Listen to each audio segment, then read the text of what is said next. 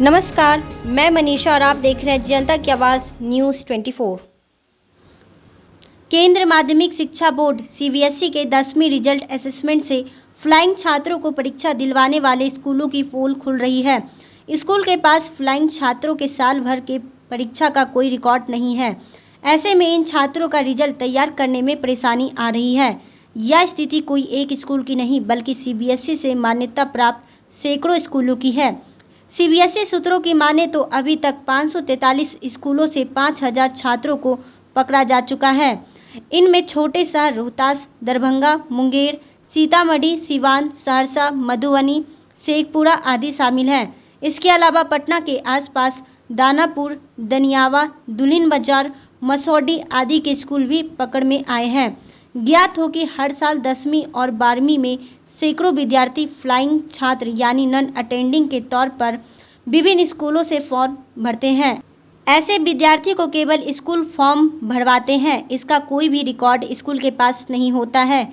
ऐसे में अभी 10वीं के रिजल्ट तैयार करने में मुश्किलें आ रही है क्योंकि इन छात्रों ने स्कूल की कोई भी परीक्षा नहीं दी है, यहाँ तक कि प्री बोर्ड में भी शामिल नहीं हुए हैं। अब अगर इन छात्रों की दोबारा स्कूल ऑनलाइन या फोन से परीक्षा ले रहे हैं तो ऐसे स्कूल पकड़ में आ रहे हैं। सीबीएसई सूत्रों की माने तो एक स्कूल में 100 से 200 विद्यार्थी की ऑनलाइन परीक्षाएं ली जा रही हैं। ऐसे में जांच किया गया तो पाया गया कि ये स्कूल की नियमित छात्र नहीं हैं। ऐसे छात्रों की सूची बोर्ड तैयार कर रहा है।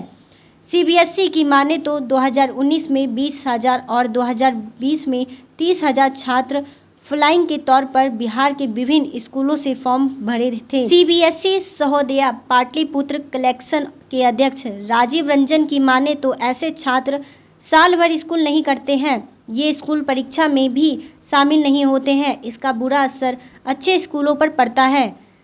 संयम भारद्वाज यानी परीक्षा नियंत्रक सीबीएसई ने कहा, गलत तरीके से असेसमेंट करने वालों स्कूलों पर कार्रवाई होगी। फ्लाइंग छात्र पकड़ में आ रहे हैं। ऐसे में स्कूलों पर कार्रवाई बोर्ड द्वारा की जाएगी। बिना स्कूल परीक्षा के रिजल्ट का असेसमेंट नहीं किया जा सकता है। बाबूजी का सपना था कि पढ़ लिख कर अफसर बनूं। आमदनी इतनी नहीं थी कि शहर जा पाती तो गांव के ही स्कूल में एडमिशन लिया। कोरोना हुआ तो कहते हैं कि तू मेरी बहादुर बेटी है, तुझे हिम्मत नहीं हारनी है। मगर हम सब कुछ हार चुके हैं। अब अपने छोटे भाई बहनों के लिए भोजन कहाँ से इंतजाम करूं? बूढ़ी दादी है, 4 बहन है हम लोग और 2 भाई। सबसे बड़ी मैं हूं और सबसे छोटा 4 साल का। यह कहते हुए साहेबगंज के मधोपुर गांव की अमृता रो पड़ती है।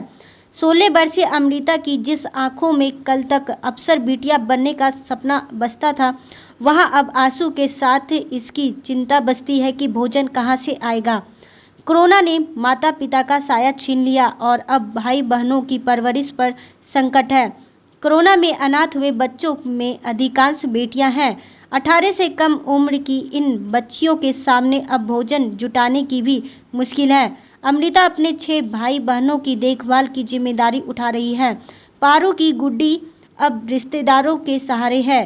अमृता कहती है कि पिता किसानी करते थे और परिवार का पेट पलता था। अमृता की बुआ रामजती कहती है कि इन बच्चों के भविष्य को लेकर अब तक कोई मदद नहीं मिली है। कोई 6ठी में है तो कोई 8वीं में पढ़ती है। हम लोग कब तक मदद कर पाएंगे पता नहीं। और आज के लिए बस इतना ही। ऐसे ही खबरों से जुड़े रहने के लिए जनता की आवाज़ न्यूज़ 24 पर बने रहें।